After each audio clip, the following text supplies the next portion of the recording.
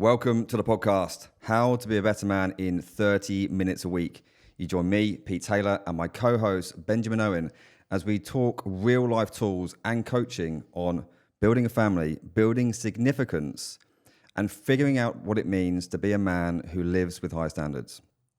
And if you want to gauge where you're at right now, we have a free Heroic Man assessment at heroicman.com/scorecard. Check it out.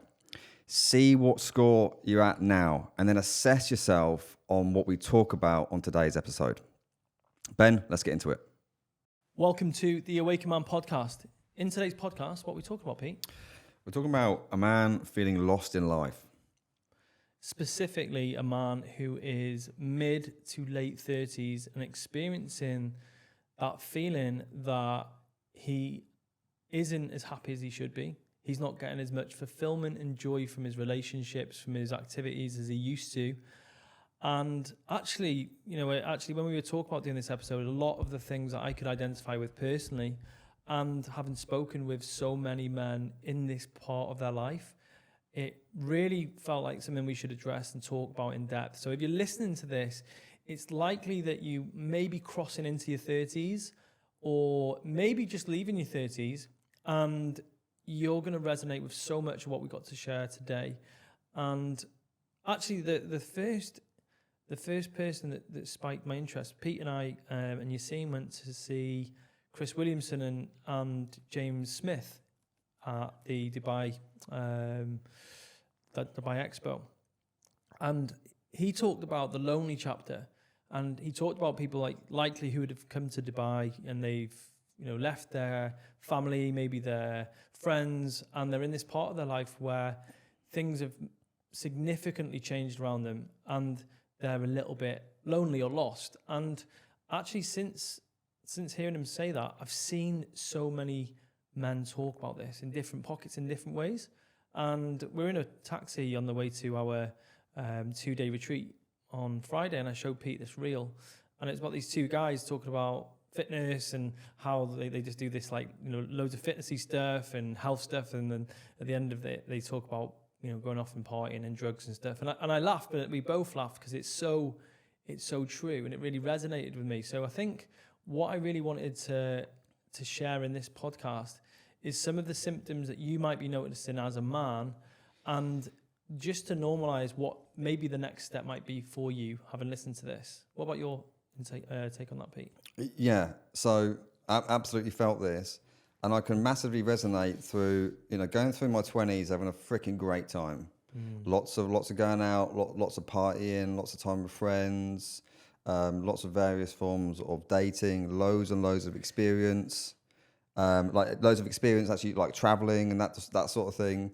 Late 20s, set up a business, put all of my energy into building the business, and like mid 20s, it was like massive energy into focusing on career because I was in corporate. Late 20s, started building the business, and then 30, actually met my now ex-wife, but met my wife, and so loads changed during the building the business thing, which for me was building significance, and then also meeting my wife, and then going into marriage, and then into having a child.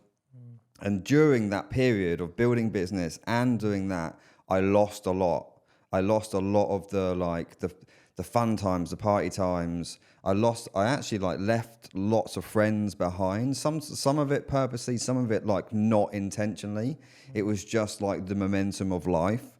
And then found myself with shit. Now what the fuck do I do now? Because I thought I was just going with the momentum of life, building things, creating a family, and then got into my not mid 30s, but just before mid 30s, I feel a little bit lost here. I don't know whether I'm doing the right thing. Yeah, I resonate with. It was actually turning 30. I thought I had a bit of an existential crisis. I was like, what the fuck am I doing? It's just the big part was my divorce. So my divorce took place just as I was turning 30. I'd been a trainer in my 20s, but I knew I didn't want to be a trainer in my 30s, but I didn't know what I wanted to be. And that was a big thing for me. And equally, a lot of my clients were my friends. Like that was something that I made a mistake on in some ways, is that I treated my clients like my close friends, and some of them have become my close friends. You know, I'm getting married this year, and some of them will be coming along, but they were my clients. And what I noticed was there was so much change in my relationships, in my close relationships, in my intimate relationships. I think a big thing for me was I did feel a little bit lonely. Like, who do I really want to spend, a lot of time with in my future? And what I was noticing, especially, I think this is more being into the mid-30s, is that the things that used to give me, like I used to freaking love the weekend. I used to literally, my week would be dependent on like what we're doing this weekend, what part are we going to, how are we going out. I used to love that. That was like, I used to go out and I love the pre-drinks, the going out, the drinking, the drinking games, the feeling of being drunk, the funny times of being drunk. And even the following day wasn't that bad. But the thought of that in my mid-30s is horrific. It's just like, I'm like, that does not excite me anymore. That doesn't make me, it's not fun. It's fun as it used to be. And I'm finding myself, especially now, like, what are my big drivers in life? And obviously we're going to talk about in this podcast, I've got some major things that have replaced that. And I think that what sometimes as men we don't update the things that we replace. Yeah. I think that we just diminish them, and we kind of end up being a bit boring. Yeah, that's exactly that.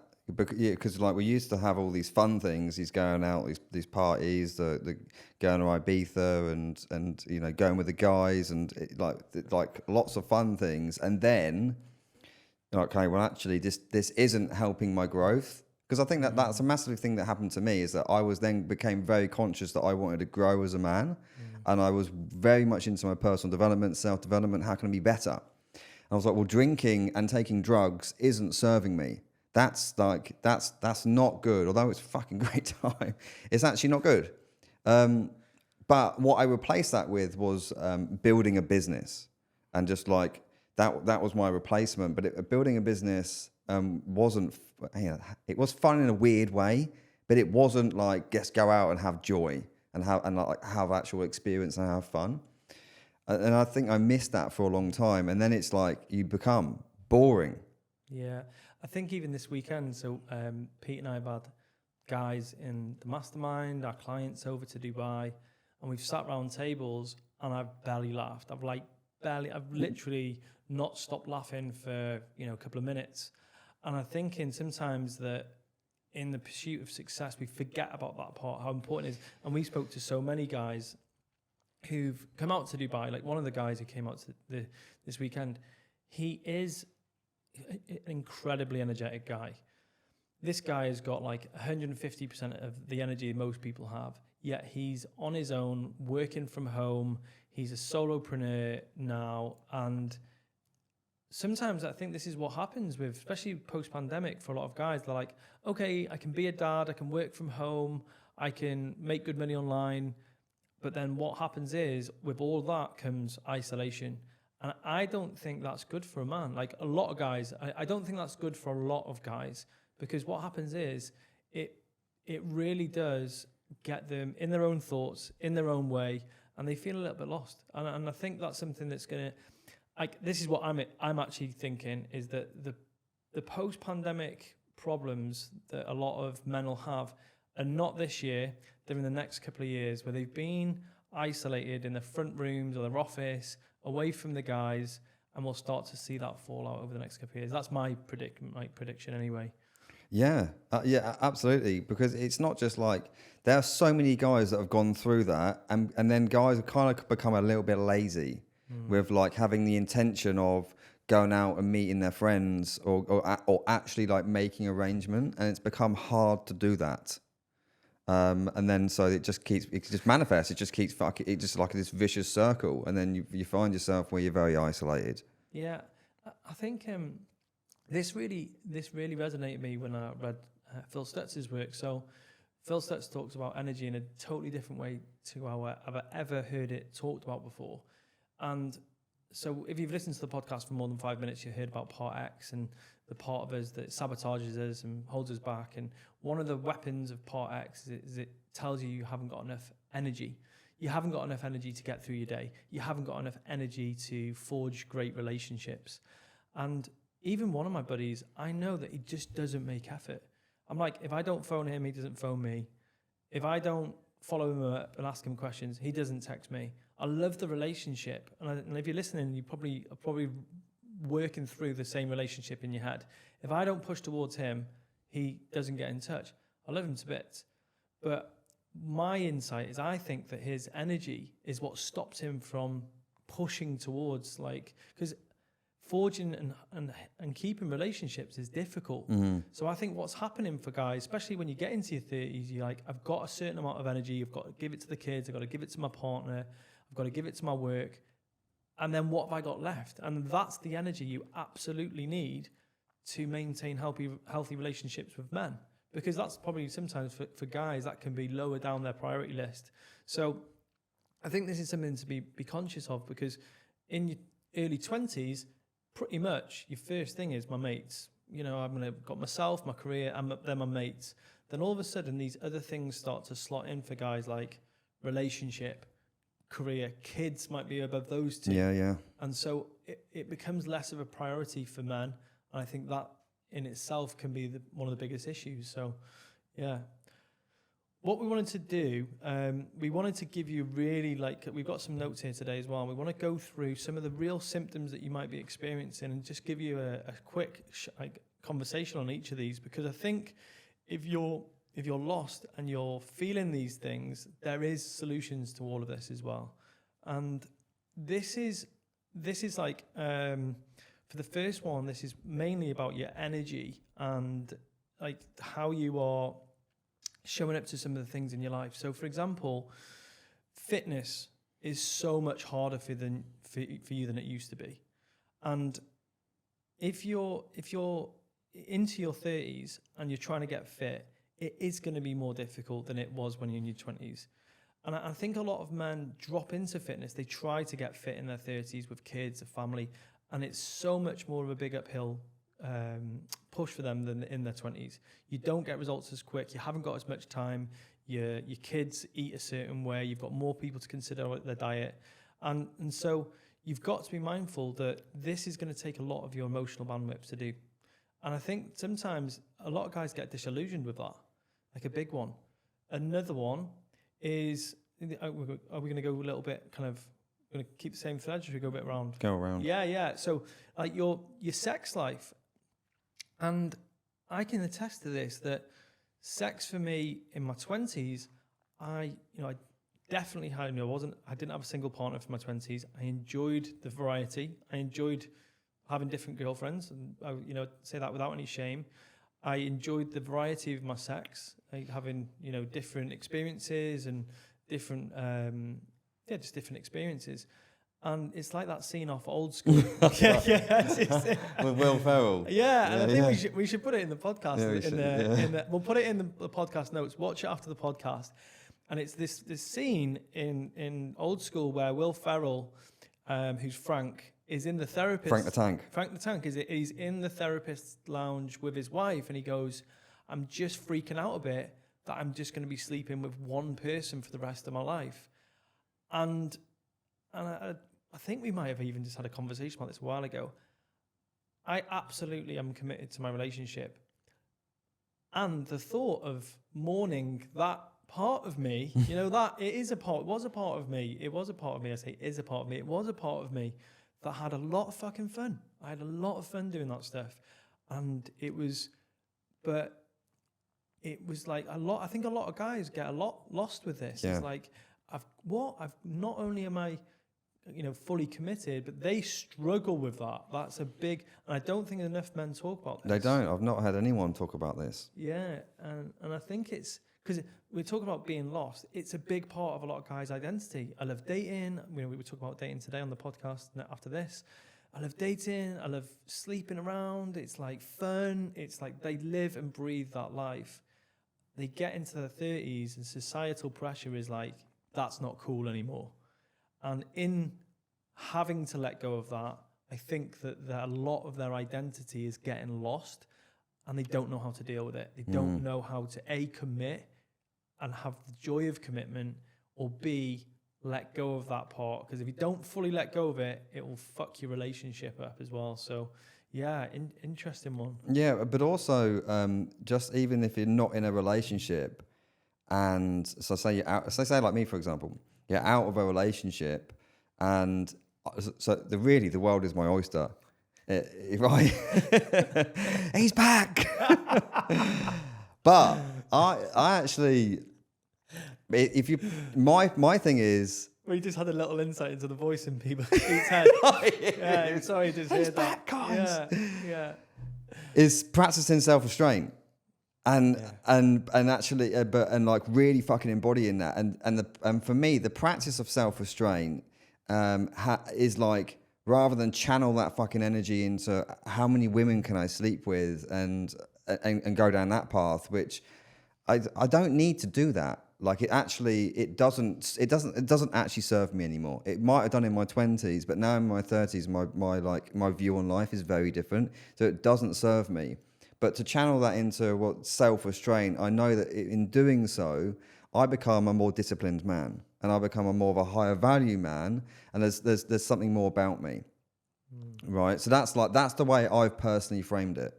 But I know like there's guys that I know that are single in their 30s and are like, oh, this is great. Well, it's two ways. The guys that have actually got something about them, they're like, this is great. I can sleep with lots of women.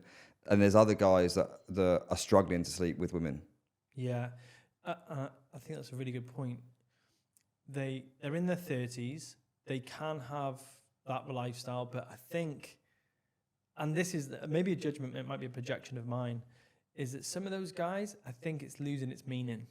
Yes. And I think that you nailed it there. It's like what they used to experience, maybe in the 20s and late 20s, even early 30s, had meaning. It made them feel a certain way, or it was filling a hole which they had. But they're getting to that point now. It's like, actually, and you might listen to this thinking that, like, do you know what? Yeah, what they're saying is right. I used to get so much fulfillment, but now it's almost like there's shame around that, because I want to get into a relationship. And if a woman ever found out of my past and what I've been doing, there's so much shame. Well, there's shame around that, but also this is that I feel when a man gets into his 30s and early 40s, like he is looking for significance. Like, and if he hasn't achieved that, or he's not on the right path to that, he's like, I don't know what the fuck I want in life. Like there's an internal worry, and there's like two things. Either you go and hide that shit with a vice and you go and sleep with lots of women, and you're using it as, no, I'm good because I'm going out and I'm shagging about. Or it's like, I know that's not the fucking path. But the path is that I'm trying to look for significance. I'm trying to look to build something here. I want to make something of myself. I want to reach my potential, and I'm fucking shit scared that I'm not going to do it. Yeah. Even building a family, like that was a real, like, I think for me, I was like, when I met Poppy, and it was like, that was a big like concern for me. I wanted a family. I knew I wanted a family even into my late 20s.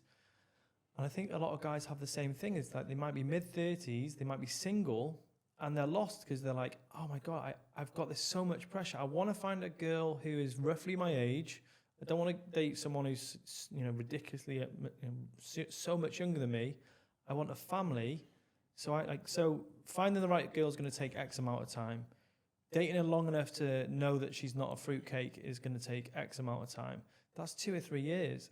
And that is a worry for a lot of guys, I think, because they know it's a big commitment and they don't want to be the 40-year-old dad, the 45-year-old dad. So I think there's that time pressure that does lead a lot of guys into a bit of stress as well.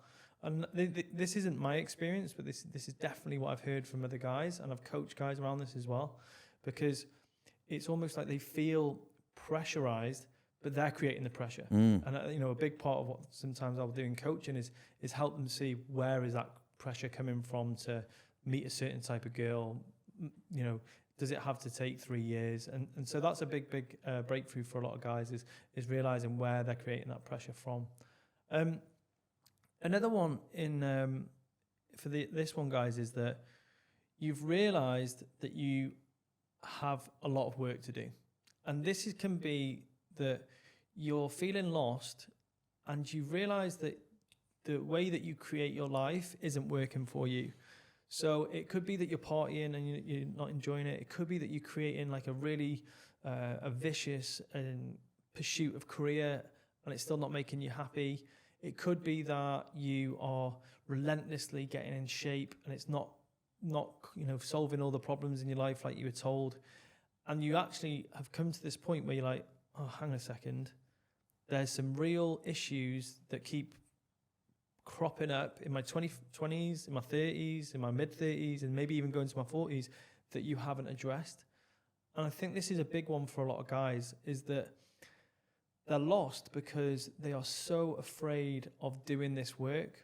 They know that they've got to go and see a therapist, get a coach, go to some sort of, they've got to push through some sort of pattern that's been sabotaging them or holding them back or worry, but they just don't know where to turn. And I think that was mine. That was definitely mine. I was like, there's something that I can't quite put my finger on that is not right in my life, and I don't know where to turn. And that was a big one for me. Mine was like relationship with my dad and my parents, my self-sabotaging beliefs and habits, and also being what I was capable of being. And that was everything that kind of I brought into the Awakened Man. Yeah. And that was such a big shift for me, and becoming a father was huge as well. So I think for guys as well, is that you've realized that you need to do work, but you don't know where to turn. Yeah. And it's like what is the Carl Jung quote, until you make the subconscious conscious, it will dictate your life and you will call it fate.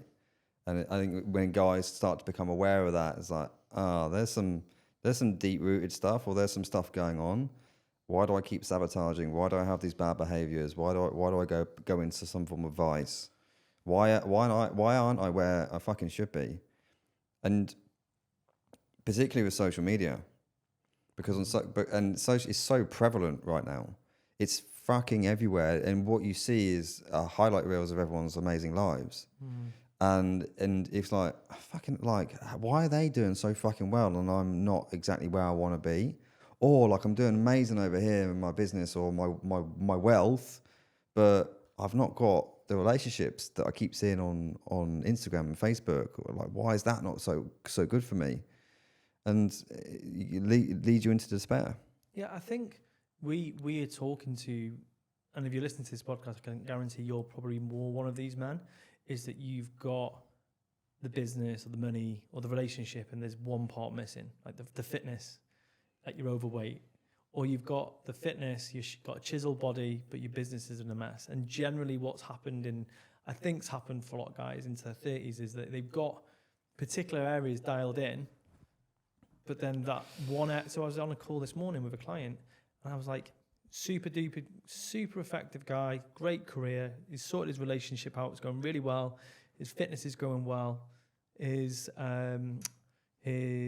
career, everything's going well. What we talk about? Spirituality. I said, what did you read around spirituality? He goes, I don't call myself a spiritual person. And I said, let's start getting the wheels turning on that, because if everything else is going well, that's the one that's going to stick out in 5 years' time. And he's like, oh my God, yeah, I never saw that. So I think for a lot of guys now is that you're in your 30s, things will be going well, but it will make the things that are not going well seem even bigger. And I think that's something you'll notice. This is a big one for a lot of guys, is that numbing for you as well is not having the same effect as it used to be. Or it's having the same, it's having more of a detriment. And we were lucky to have, so one of the guys that came to our retreat on the weekend, he deals specifically with cocaine. It sounds like, I made it sound like he deals cocaine. So he has a program for cocaine addicts. And he talks about the pervasive effects of cocaine. I think it's amazing. I think what he's doing is amazing. It's revolutionary. But one of the big things that he talks about is this thing that cocaine used to be a mechanism of escape. It used to be just a little, vice. And then how that became pervasive into every single area of their life, and even so much as like one habit or one addiction led into another, like the cocaine led into gambling, or the cocaine led to more drinking, and the cocaine led to sleeping around more. And I think that what happens is, if you haven't addressed some of your vices in your 30s, this is the point at which they start to have a more dramatic effect, especially little ones like alcohol and porn.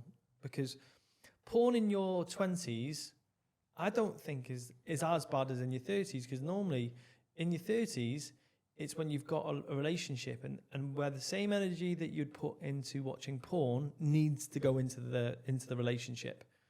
And if you are watching porn an incredible amount in your 30s, it means that you're not working on your relationship. Here's the next thing on that. I don't think that many guys are aware that these things that we call vices, to them, it's not even a vice. They're not aware of the word vice. They don't think about it like that. It's just habitual to them. It's just part of life. They're just doing that. It's like, well, no, it's normal. But the adverse effect is that them watching porn, is normal to them, but will have a detrimental effect on their relationship, like an intimacy and their connection there. But they're just fucking not even thinking about that, because it's no, fucking every guy has a wank. Every guy watches porn, right? Or just, but that porn is one way, but same with drink. Well, I only have a few. It's not, it's not bad. It's not killing anyone, but so it's not actually seeing these things as bad things. I was about to ask you, like, what would you call something as a vice? It might be worth getting an expert on to really get into the numbers on this. It's like, because for me, a vice is something that has control over you. Like, you can't say no to it. It's an impulse that has a really big pull on you, and you really have to fight to better it. So, like, watching porn once a week, is that a vice? And I'm like, well, it is if it's masking an issue in your relationship.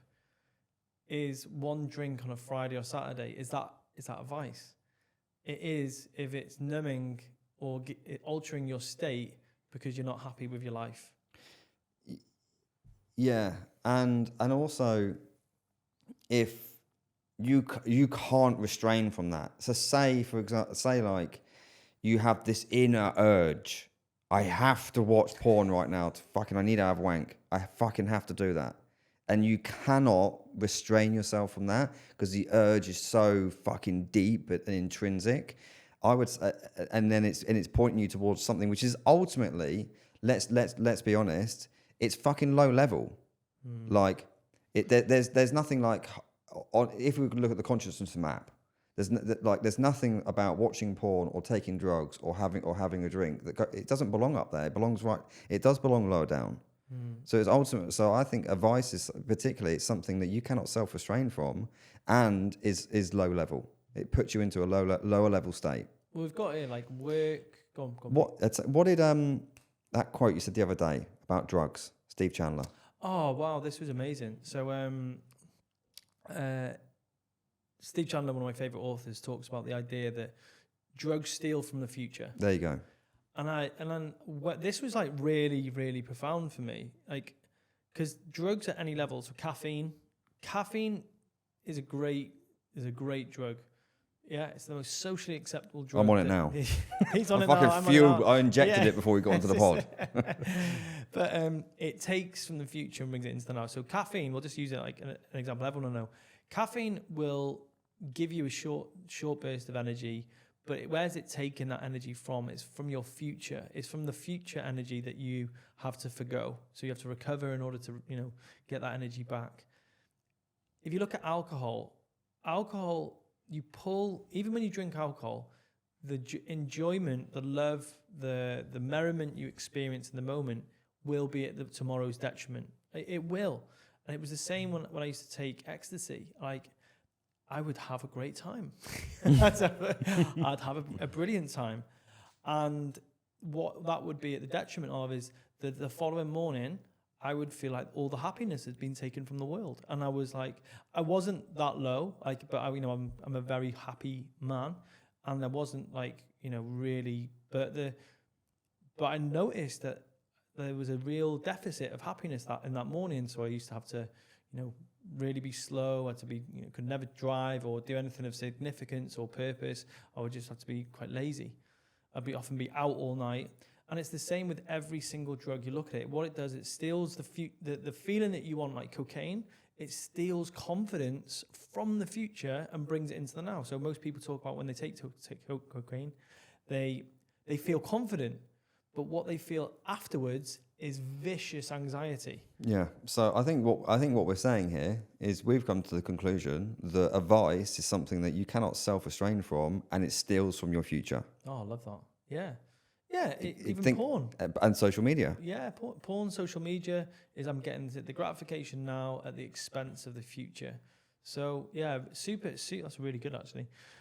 And so what I think, coming back to the conversation, is like feeling lonely is like really, like, even me and Pete talking through this now, I realized all of these things weren't having the same effect as they did.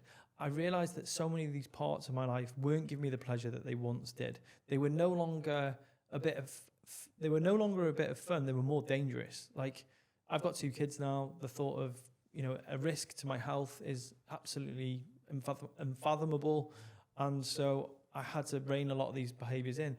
But then what am I left with? And that's what I think a lot of guys struggle. And what was so interesting about that reel is these 2 guys meeting in a park, and one's like, oh yeah, I'm 2 hours into my zone 2 cardio.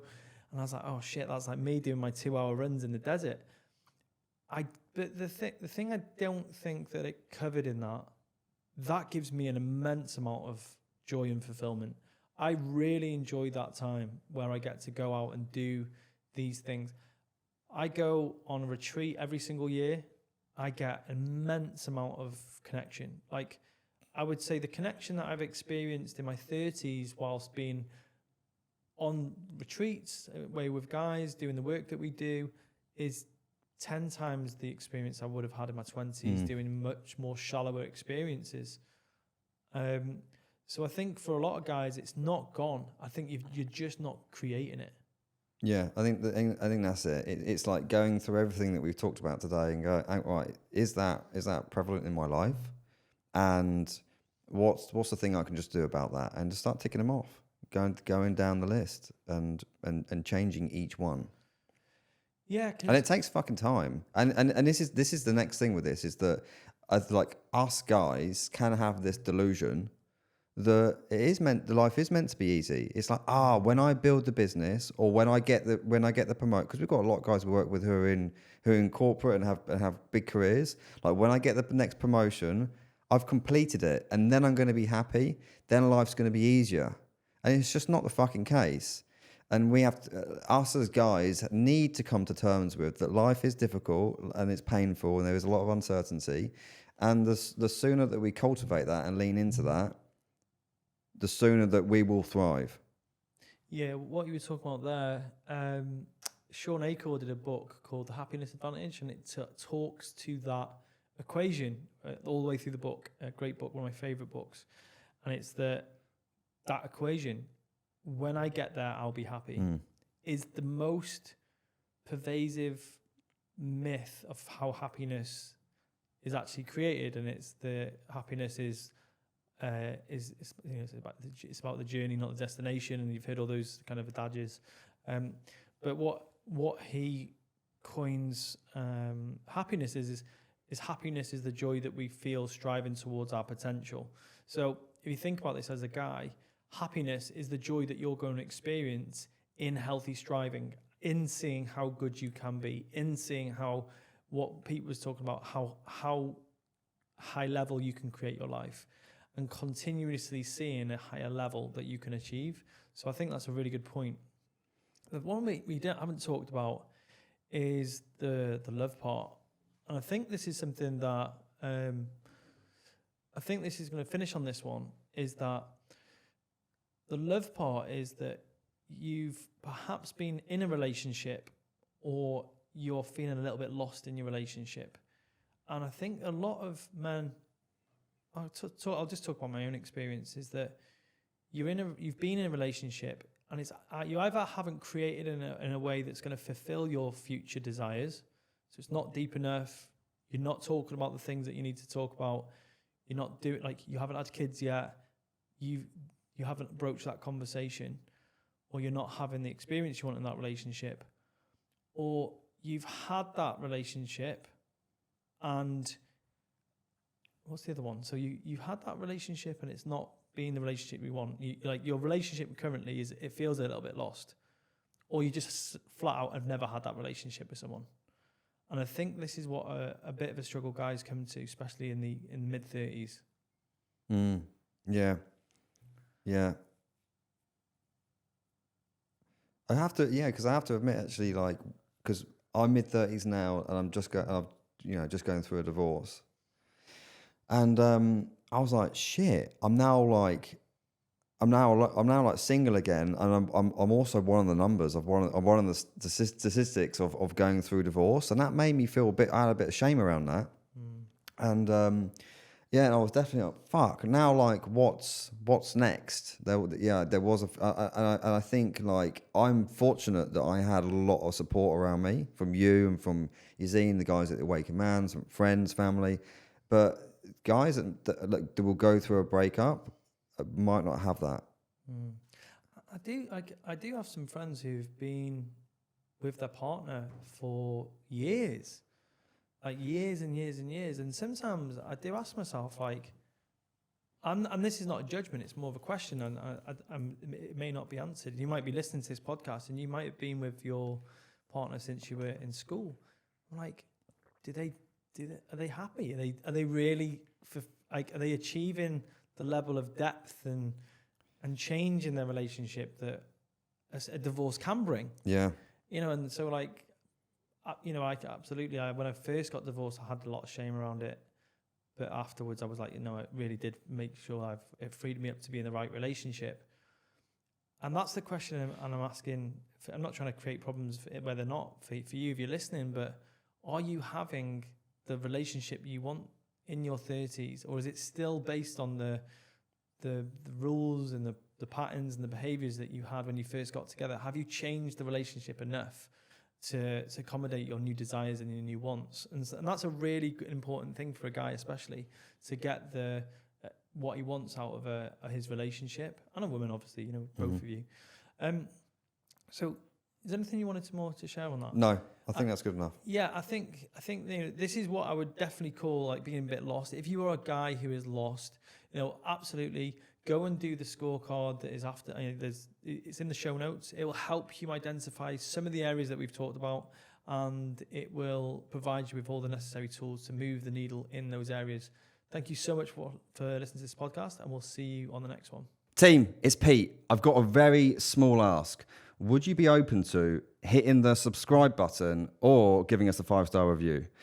Super simple, very easy to do. Just click the button, but it goes a long way in us reaching more guys and attracting high caliber experts onto the pod.